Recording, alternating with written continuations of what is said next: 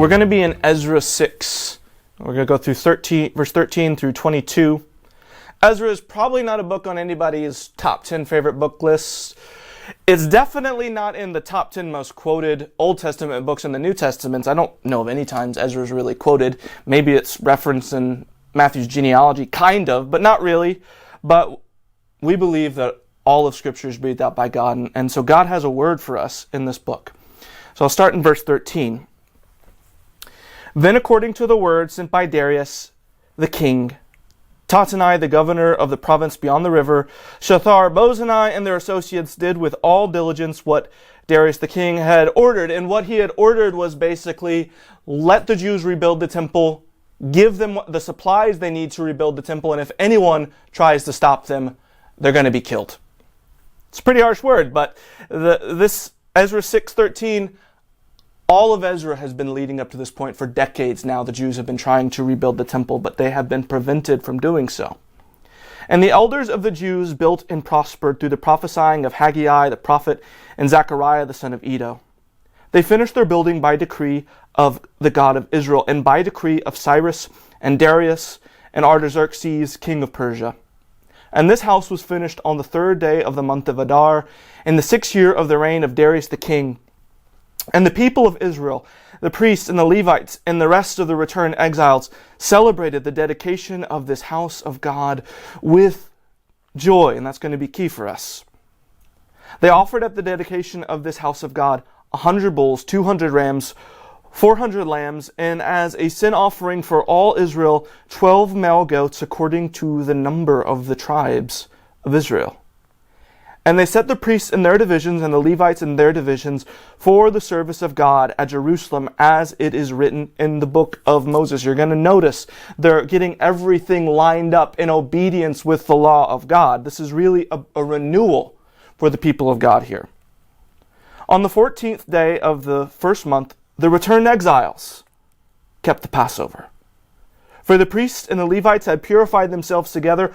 All of them were clean, so they slaughtered the Passover lamb for all the returned exiles, for their fellow priests, and for themselves. It was eaten by the people of Israel who had returned from exile, and this other group, also by everyone who would join them, and separated himself from the uncleanness of the peoples of the land to worship the Lord, the God of Israel. And they kept the feast of unleavened bread 7 days, with joy, for the Lord had made them joyful. And what else had he done? He had turned the heart of the king of Assyria to them, so that he aided them in the work of the house of God, the God of Israel. Go back with me in your mind for a moment to early 2020. I'm thinking about the time when we were all sent home. We weren't allowed to come into the church building. We were worshiping via Zoom. And that was kind of a nice substitute for time, but I think by the time it was over, everyone was ready for Zoom to be over. It's just not the same to listen to the sermon via Zoom. It's not the same to just be singing with either by yourself or with just your family around. And as we came back, I can remember hearing stories of people who even just entering the church building were in tears, let alone worshiping in the church building in tears. And you think back to those times, and we had masks here at 9th and O. We were separated by feet, like we couldn't be near each other. We couldn't hang out in the church building. We, had 3 services, so we went months without seeing particular people. It was an imperfect thing, and yet there was such a joy because we knew its absence. And as I think about the people of Israel, I think about that. They knew the absence of the temple acutely. It had been destroyed. They had been taken out of their land. They had been sent off into exile. They had suffered, and now, via God's sovereign hand, they were coming back and they were rebuilding. But there were some who remembered very well what it used to be like. Think back to earlier in Ezra, when the people are rebuilding the altar and they're laying the foundation for the temple. There is a worship service, but the sound of joy is mixed with cries, and not tears of joy, sorrow. Because there were those among them who remembered what it used to be like, and how the second temple was never going to match the first temple in glory, in size, in honor. And so they They cried. And even here in this passage, you look at the sacrifices, 100 bulls, 200 rams, 400 lambs, 12 male goats. That sounds like a lot, but compare that to what Solomon offered at the dedication of the first temple. It's almost comical, the difference. It can't be compared. And many of us are living our lives in comparison to previous days. You know, we have relationships with our children that have crumbled. Maybe our kids are teenagers now. Maybe they're in college and they're rebelling against the things we've taught them. Maybe we're looking back at our relationships, our marriage, the early years. There was a fire in our love for each other, and it's just not there anymore. Our careers once had such promise.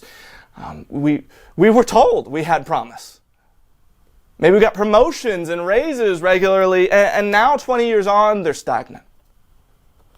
And we're looking back at those early days, and if we could flip a switch to go back there, we would do it in a second. And we don't know, why has God brought us to this point?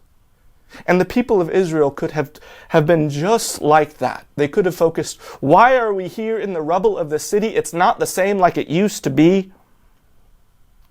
Except they worship with joy in this passage at an inferior temple.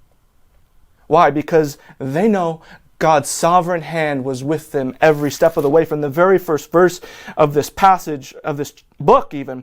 In the first year of Cyrus, king of Persia, that the word of the Lord by the mouth of Jeremiah might be fulfilled, the Lord stirred up the spirit of Cyrus, king of Persia. And here, it's the decree of the God of Israel. And it's God who is making them joyful.